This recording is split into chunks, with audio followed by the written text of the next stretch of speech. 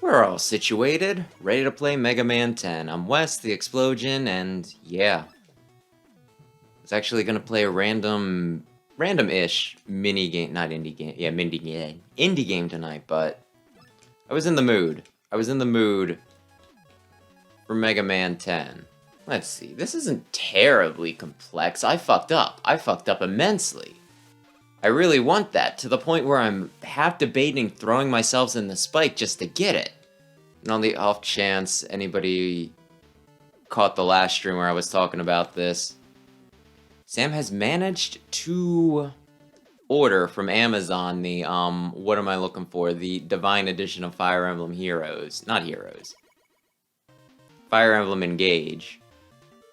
Although I saw online, apparently people were just having trouble, you know, like GameStop sold more pre-orders than, you know, they had allocated. So that's good.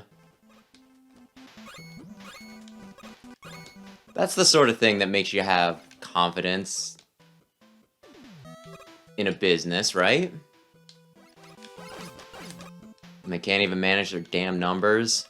Did I have some sort of New Game Plus, or is the economy just broken in this one? Because I feel like I should not have had more than 200 after 2 levels. Yeah, I kind of find it interesting how... Ooh. Oh, Jet. Okay, cool. How some of, like, the boss weapons work in this. But yeah, like with the Chill Spike, though, it seems like it does more damage if they run into it after it's put on the floor than if you just shot them with it. And likewise, the Commando Bomb.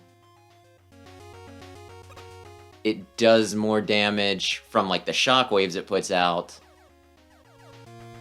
Nope, I can't go left there. Than if you just hit him with, like, the shot thing by itself.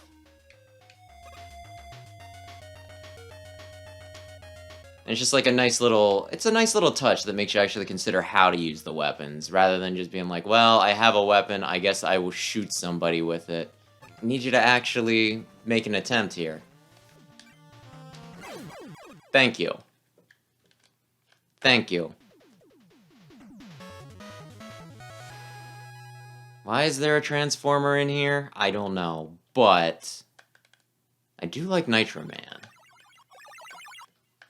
Feels like a lot of the bosses in this one, they just took random crap and put googly eyes on it. But Nitro Man, I don't know, I kinda like that he's a bike person that rides himself. Which sounds awful. But hey, whatever it takes to get you going, right? Am I right? I could just use Jet to get through some of this stuff, couldn't I? Which seems a little cowardly, but at the same time, I'm on my last life. I should really be remembering some of this crap. Bring the sand, come on! Sandstorm. Do-do-do-do-do-do-do-do-do, you know, all that jazz. I'm not going to do it. But what if? I think we're getting near the end. So, like, what if... Rush, I was hoping you'd at least stay under me. I should have considered that as a distinct possibility. Or maybe drop is more the... Oh, you had shockwaves? I guess I was just jumping normally, and yeah, I had avoided them. Okay, well that's good to know. You big boys do like your shockwaves. Do those enemies actually show up in that? I think they're from 6, either that or 5. Wait, his thing is that it's a museum, right? Cause yeah, those little guys in there, they kind of look like the things that are in, I was switching? Shade Man's level in 7. And then, yeah, there's things on the wall that look like they're from... I want to say 6, although I could be mixing it up with something that appeared in 5. So yeah, if it were a museum, it would make sense why things are here from past games. Although, I feel like... You know what, I'll do it and I'll feel stupid if it doesn't work, right? Yep, I'll feel stupid. I could've did that the right way, and I was just like, you know what? I got the Rush Jet, why don't I use it? That'll teach me to be a smarty pants. You know what? We're gonna try it again. And feel stupid in a minute.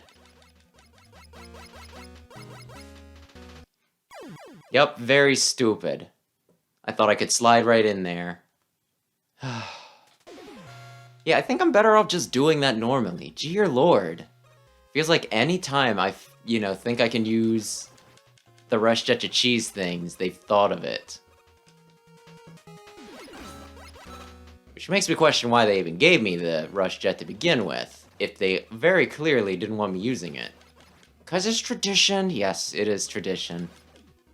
Ever since Mega Man 3. I do have to wonder, because I don't think they've actually ever confirmed a connection to this. I think they've actually distanced Robo-Enza from the Maverick virus, but it's kind of hard not to see Robo-Enza as a prototype Maverick virus.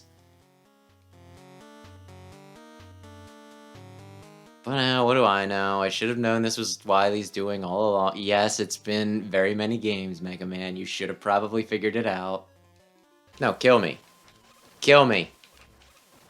Come on. That's your purpose in life. Honestly, a room of these things would probably wreck my shit. Why doesn't Wily just make that? Why doesn't Wily just make a robot made out of spikes? Now, let's see. Okay, it's you... I don't know if there's a weapon that's particularly effective against you, but... I'm just gonna say Triple Blade because it hits everything.